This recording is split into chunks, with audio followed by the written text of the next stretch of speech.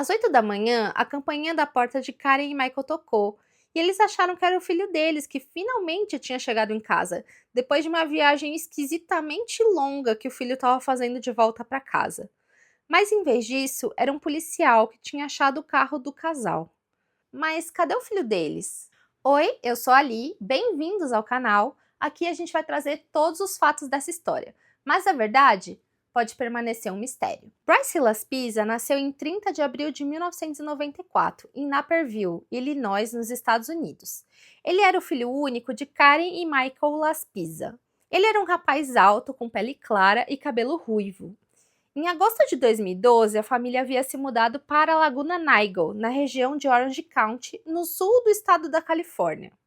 Naquele mesmo ano, o Bryce havia iniciado a faculdade de Sierra College, que é uma faculdade pública comunitária, que apesar de também estar no estado da Califórnia, ficava a quase 8 horas de carro de distância para o norte, na cidade de Rocklin. Na faculdade, ele fazia 2 cursos ao mesmo tempo, de design industrial e de design gráfico. E segundo a família dele, o Bryce ele tinha um talento natural para as artes. Lá na faculdade, ele também conheceu a Kim, com quem ele começou ali a namorar. Bom, depois do primeiro ano dele estudando em Sierra College, ele foi passar então as férias de verão, né, de fim de período, na casa dos pais dele de volta em Laguna Niguel. Então, ainda no estado da Califórnia, mas meio longe dali. Lembrando que nos Estados Unidos, o ano letivo, ele funciona um pouco diferente, né? Ele costuma começar ali entre agosto e setembro de um ano e terminar em junho de outro ano. Então, quando a gente fala que ele foi passar o fim do ano escolar na casa dos pais, na verdade a gente tá falando das férias de meio de ano ali, né? Umas férias que seria ali mais ou menos entre junho e agosto, julho, por ali. Sendo que esse período especificamente nos Estados Unidos, a gente tá falando do verão, tá?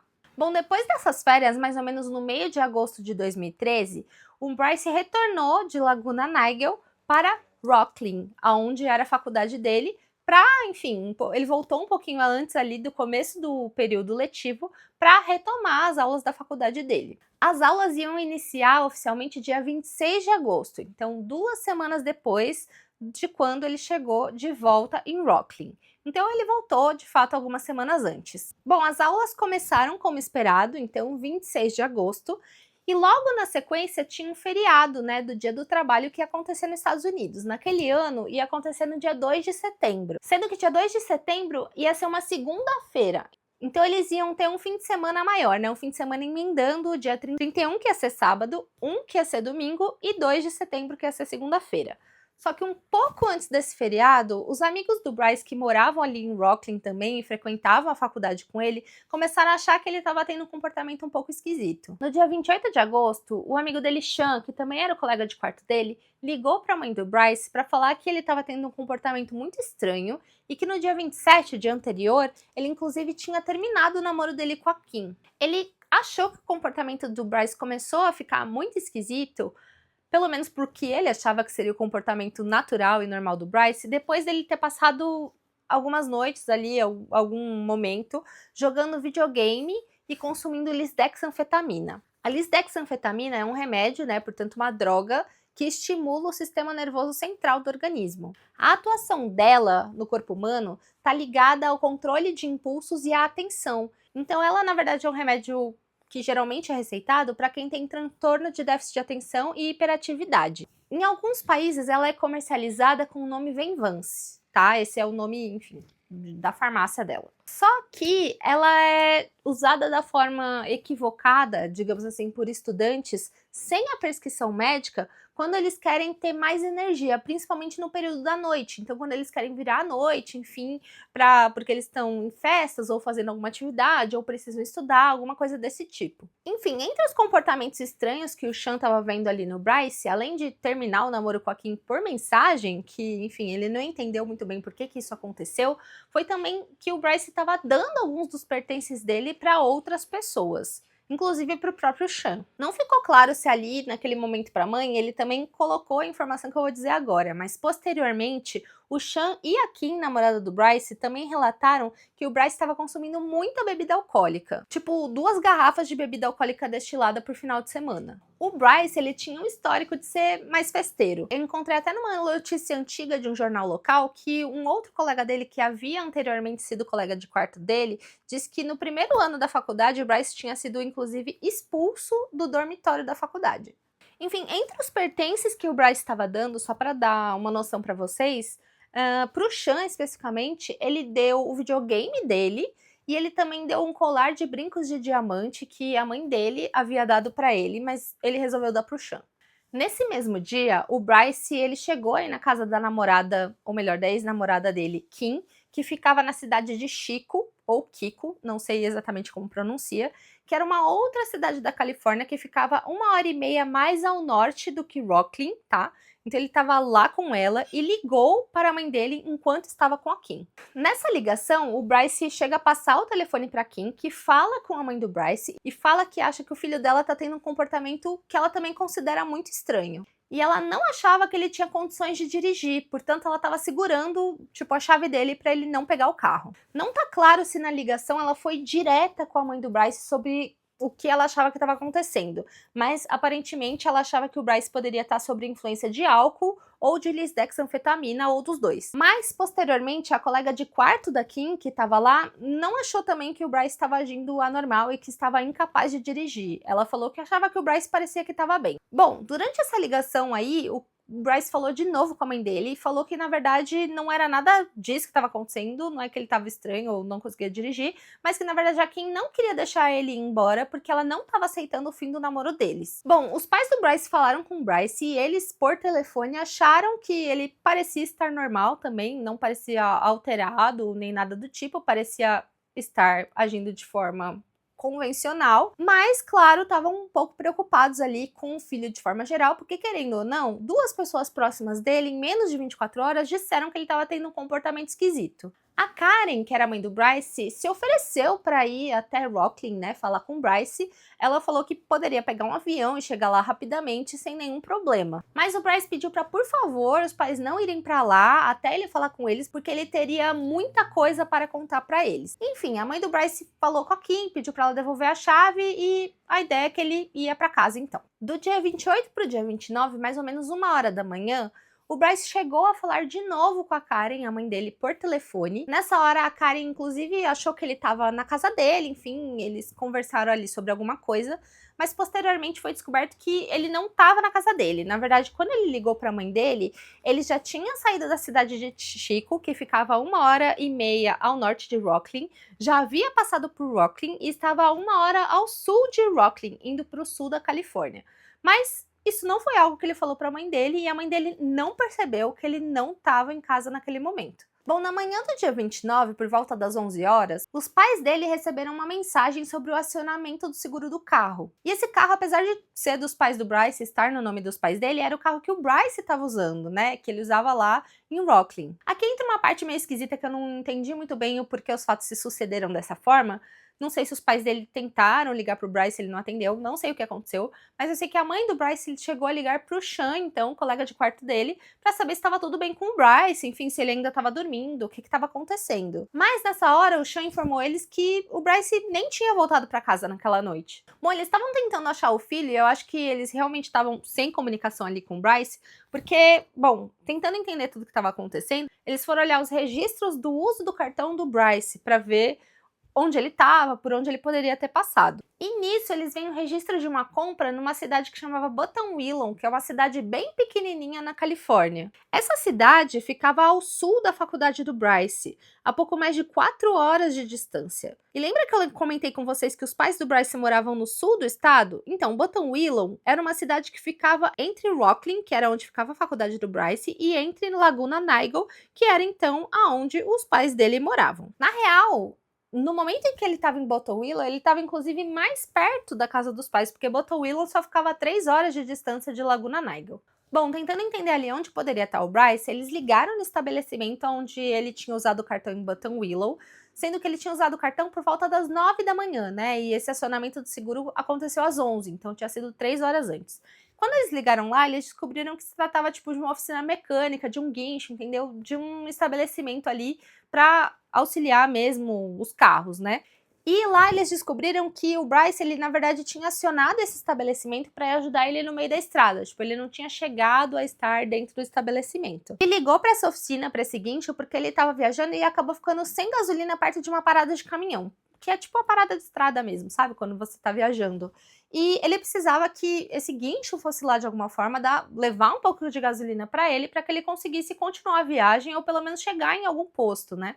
Bom, então um funcionário ou dono, enfim, desse guincho chamado Christian levou alguns litros de gasolina para o Bryce para ser suficiente para ele poder, enfim, localizar um posto e poder voltar para casa. Fazendo as contas aqui rapidinho, se tinha passado já umas 2 horas e meia ou 3 horas que esse guincho tinha levado essa gasolina extra aí pro Bryce, ele já poderia estar bem perto de Laguna Niguel, né? Porque como eu falei para vocês, Bottom Willow ficava a 3 horas da casa dos pais dele. Bom, nessa conversa os pais comentaram pro Christian que eles estavam procurando o filho deles e ele se ofereceu para ir lá na parada de caminhão para ver se o Bryce ainda estava por lá, enfim, o que poderia ser feito em relação a isso. Os pais toparam e o Christian foi para lá. Pelo que eu entendi das pesquisas, na verdade essa oficina não ficava tão longe da parada de caminhão, era tipo uma coisinha assim de 15 minutos, sabe? Bom, acho que para surpresa de todo mundo envolvido nessa história, o Bryce ainda estava no mesmíssimo lugar que o Christian havia atendido ele e levado gasolina lá pelas 9, 9h30 da manhã.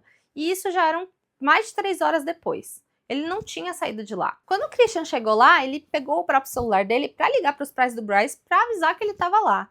E nisso ele passou o celular dele pro Bryce para que eles pudessem falar com o filho deles. Bom, eles tentaram perguntar ali pro Bryce o que estava acontecendo, por que ele estava parado lá tanto tempo, e ele era muito evasivo, ele falava que não estava fazendo nada, e enfim, não deu muitas respostas para os pais. Eles falaram para ele, enfim, ir logo num posto, encher o resto do tanque que ele precisava para voltar para casa e pôr o pé na estrada e de fato voltar para a residência deles, né? Nesse movimento todo aqui, a gente já tá falando mais ou menos do meio-dia do dia 29. Bom, eles ficaram, né, aguardando o filho então terminar o trajeto para casa e ele deveria chegar então na residência por volta das 3 da tarde mais ou menos. E ele chegou de fato a encher o tanque, né, num posto que estava ali perto. E aí chegou 3 da tarde, nada do Bryce chegar em casa, foi passando as horas, nada do Bryce aparecer. A mãe dele até achou que ele poderia ter pegado um trânsito na estrada, né? Assim, não era improvável, já que era uma quinta-feira que antecedia um feriado. Então poderia ter muitos carros de fato ali na estrada. Ela esperou mais uma horinha, só que nada do Bryce chegar em casa. Então ela pegou o celular dela e começou a ligar pro filho dela para entender onde ele estava, se ele já estava perto. E ela ligou, só que ela não conseguiu contato com ele porque ele não atendeu. Nas horas seguintes, ela continuou tentando ligar pro Bryce para falar com o filho e nada. Bom, sem nenhum contato com o Bryce, eles tomaram logo uma providência, né, e informaram as autoridades, abriram uma ocorrência de pessoa desaparecida e a polícia agiu logo e conseguiu logo pegar com a empresa de telefonia a localização do celular do Bryce para poder saber onde ele estava. Eles usaram o ping, sabe? Que é aquele sinal que o celular gera, triangulando ali a localização das torres telefônicas que estão pegando o sinal do celular para tentar localizar mais ou menos a região em que o aparelho se encontra. E aí, gente, acho que mais um choque para todos nessa história esquisita.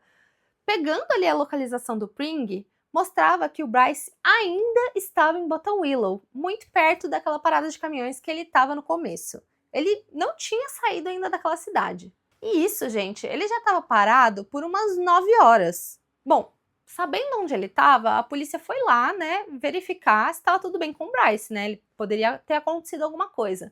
Mas quando eles chegaram no carro, o Bryce parecia normal. Ele estava respondendo as perguntas de forma adequada, ele estava se comunicando com os policiais, parecia realmente normal. Eles fizeram uma busca ali no carro do Bryce, né, para ver se encontravam algo suspeito, mas também não encontraram nada. Tava tudo regular. Bom, os policiais, óbvio, questionaram, né, por que ele estava ali parado há tantas horas e ele falou que ele precisava dar uma esfriada na cabeça. Eles falaram que os pais dele estavam procurando ele, que tinham aberto uma ocorrência e eles falaram para ele ligar para os pais, só que ele parecia relutante em ligar para os pais. Mas, de qualquer forma, né, como os pais que abriram a ocorrência, os policiais ligaram para os pais do Bryce, então eles mesmos, né, já que o Bryce parecia relutante em ligar, para falar que tinham encontrado o filho e que parecia que ele estava normal. Eles também passam o celular pro Bryce, né, que chega a falar com a Karen, a mãe dele. Ele conta que ele tá colocando as coisas dele de volta dentro do carro, porque o carro tinha sido revistado, né, então os policiais tiraram algumas coisas ali de dentro. Ele tava colocando tudo de volta. E essa altura, como tinha passado muitas horas, isso que a mãe dele nem sabe que 1 da manhã ele estava na estrada já, a mãe dele recomenda que ele coma alguma coisa, né, para poder terminar o trajeto de volta para casa. Os pais, né, querem assegurar que o Bryce está bem e perguntam para os policiais se eles achavam que o Bryce parecia apto para dirigir. E eles falam que sim, que parecia que estava tranquilo ali para dirigir. Bom, beleza. 1 hora depois dessa abordagem policial e dessa conversa que os pais tiveram com o Bryce, o Christian, né, aquele cara do guincho, retorna para a mãe do Bryce, que ele viu algumas ligações perdidas, provavelmente ela ligou mais alguma vez para ele ao longo do dia, né? Ele retorna para ela, enfim, para ver, né, que era a ligação. E nessa ligação com o Christian, a mãe do Bryce comenta que 1 hora atrás ele ainda estava em Bottle Willow, né, que eles descobriram por causa da abordagem policial. E nisso o Christian pergunta se ela quer que ele vá lá mais uma vez verificar se o Bryce ainda tá na parada. Assim, ela não vê muita necessidade, né, porque ficou combinado que o filho ia voltar depois da abordagem policial, mas ok, ela topa. E isso, claro, né, como talvez vocês tenham feito a conta aí, já é bem de noite já. O Christian chega aí, mais ou menos ali naquela região da parada, o Bryce ainda está lá. Ele ainda tá lá, ele não tinha saído de lá. E nisso o Christian liga pra mãe do Bryce pra falar que ele ainda tá perto da parada, gente. Mesmo depois da abordagem policial. Nisso ele já tá lá há 13 horas, gente, meio parado na mesma localidade. O Christian, falando com a Karen, se oferece pra seguir o Bryce, pra ter certeza que ele pega a estrada então.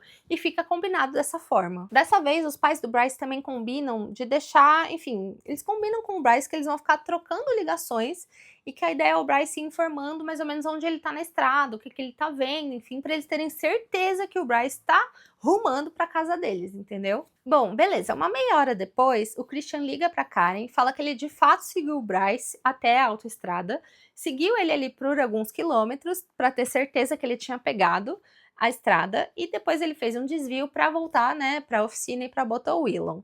Mas que pelo menos agora eles tinham certeza que o Bryce tinha saído ali da parada que ele estava. Bom, eles vão fazendo várias ligações com o filho e dessa vez o Bryce vai atendendo, conforme eles tinham combinado, e eles vão tentando pedir pontos de referência da estrada. Só que assim, já é de noite e o Bryce fala que não tá vendo nada relevante ali que dê pra ele dar uma sinalização para os pais de onde ele tá exatamente. Nisso, já tinha virado de novo o dia, e agora a gente estava falando de 30 de agosto, né? O Bryce fala para os pais dele que o GPS está dando que ele vai chegar em casa por volta das 3h25 da madrugada.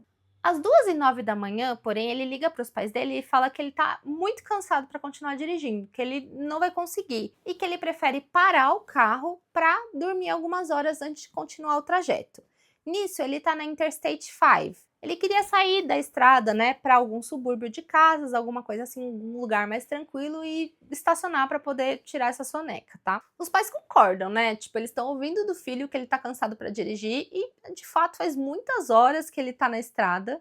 Então, eles concordam do filho parar algumas horas para poder tirar um cochilo e dirigir de forma mais segura depois de volta para Laguna Niguel. Às 8 horas da manhã do dia 30 de agosto de 2013, a campainha da porta dos Las Pisa toca e eles têm certeza, né, que é o filho que finalmente chegou em casa, mas quando eles abrem a porta, na verdade é um membro da patrulha rodoviária. Ele fala que um Toyota 2003 Highlander foi encontrado em uma estrada de acesso ao Lago Castaic, que fica a 2 horas mais ou menos da casa dos Las Pisa. Quando o carro foi encontrado, ele estava sem nenhum ocupante, mas parecia ter sofrido um acidente.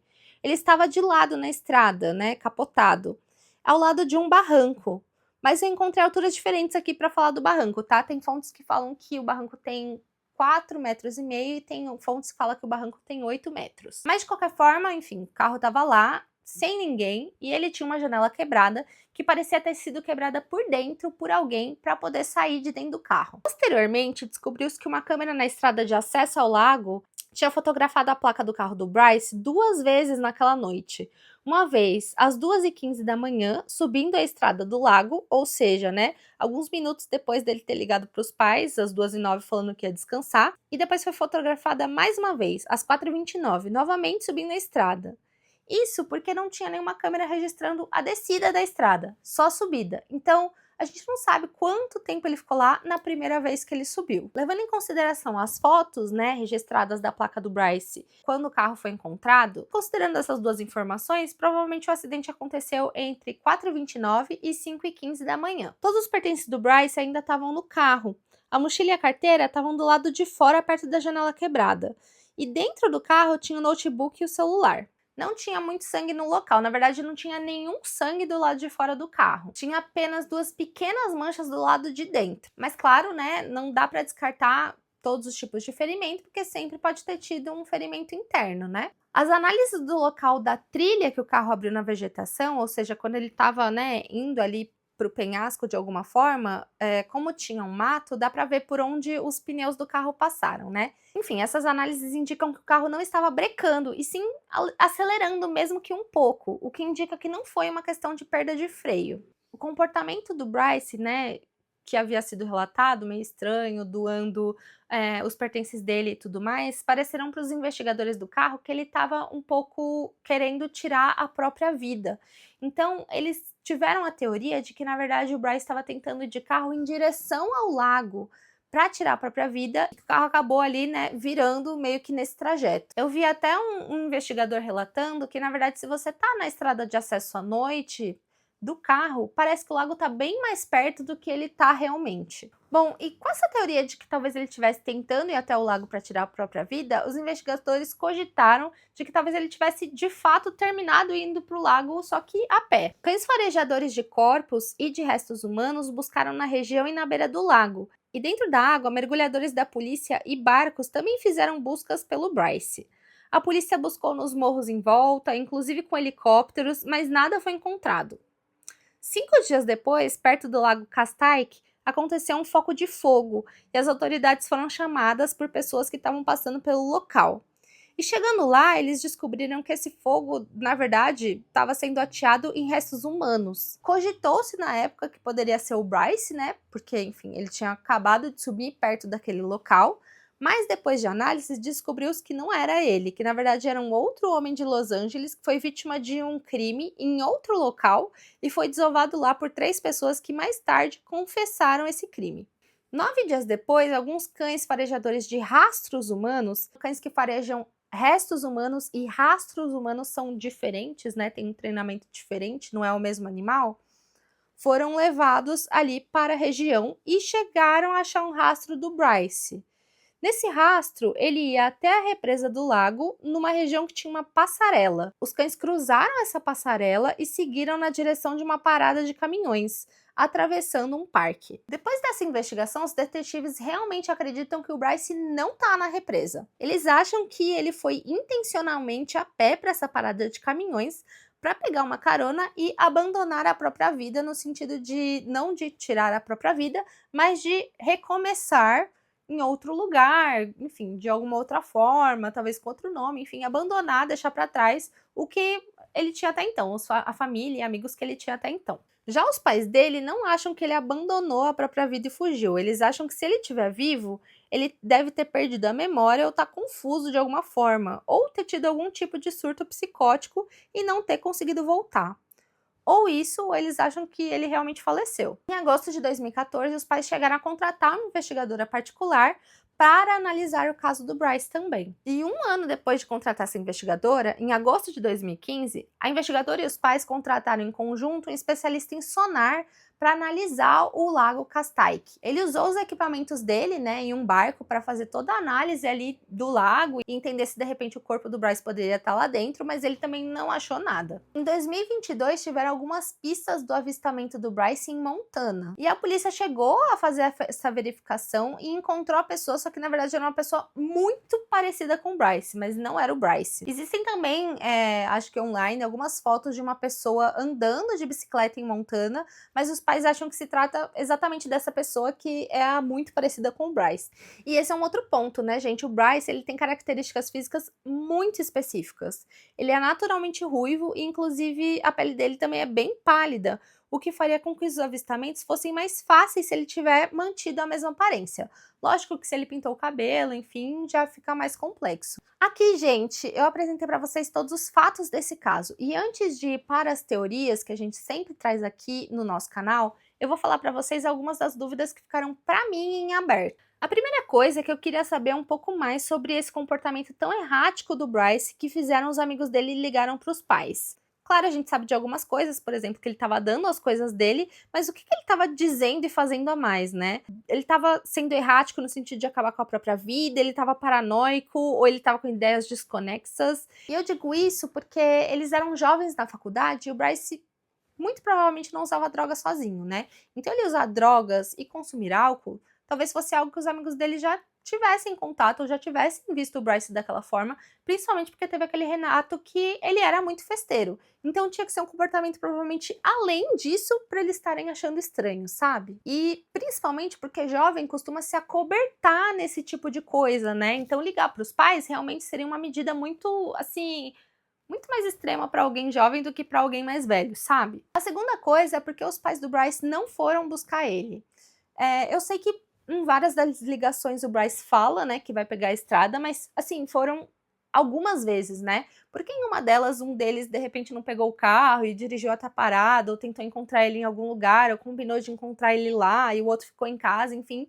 Também não sei se eles tinham um carro, né, que pudessem fazer isso, mas essa é uma dúvida que surge para mim, e eu vi que surge bastante na internet também. Bom, agora vamos sobre algumas teorias da internet sobre o que aconteceu com o Bryce. Lembrando que o Bryce ainda é uma pessoa desaparecida, tem família, né? Então precisamos sempre tratar isso com respeito. Mas é um caso que acaba sendo muito discutido, principalmente porque sempre tá na mídia, né? A primeira teoria da internet é que de fato ele sumiu porque quis. Então, que é a teoria que a polícia, né, no final comentou muito, que ele abandonou a própria vida, talvez para começar uma vida nova. A segunda teoria é que, de fato, o Bryce tirou a própria vida, mas aí a gente esbarra naquela situação de por que não encontraram o corpo dele então, né? Porque não tem como você tirar a sua própria vida e se esconder. Isso é mais complexo, então talvez tivessem achado ele já. A terceira é que ele deve ter tido algum tipo de surto, ou desencadeado pelo uso de drogas, ou pela idade mesmo, porque a gente sabe que tem algumas doenças mentais que acabam surgindo quando você está no início da vida adulta, e aí ele acabou sumindo. Não tem muito, eu vi que não se discute muito online, ele eventualmente ter batido a cabeça, perdido a memória, não se fala muito disso, mas fala muito mais de algum tipo de surto. Quarta, gente, eu não vi sendo muito discutida, mas me chamou muito a atenção, porque, comentando o caso, algumas pessoas que já tiveram problema com drogas ficaram muito atentas a um ponto específico dessa história. Essas pessoas disseram que, quando ouviram a história que ele ficou parado tanto tempo em algum lugar, imediatamente veio uma ideia para elas na cabeça, que supostamente, gente, supostamente não tem como a gente saber, pareceu para eles que o Bryce estava parado lá porque ele estava esperando uma entrega de drogas. Novamente, isso só passou pela cabeça dessas pessoas pelo histórico mesmo que elas têm. Foi a primeira coisa que ocorreu para elas naquele momento. Bom, eu não sei onde vocês moram, mas eu vou deixar de novo na tela para vocês a foto do Bryce e a foto em progressão de idade dele também. Lembrando que os pais procuram ele até hoje e tem uma página do Facebook que ainda está ativa. Bom, esse foi o caso de hoje. Não se esquece de se inscrever no canal, de dar like nesse vídeo se vocês acharam a história interessante, porque ajuda muito no nosso crescimento. E até a próxima!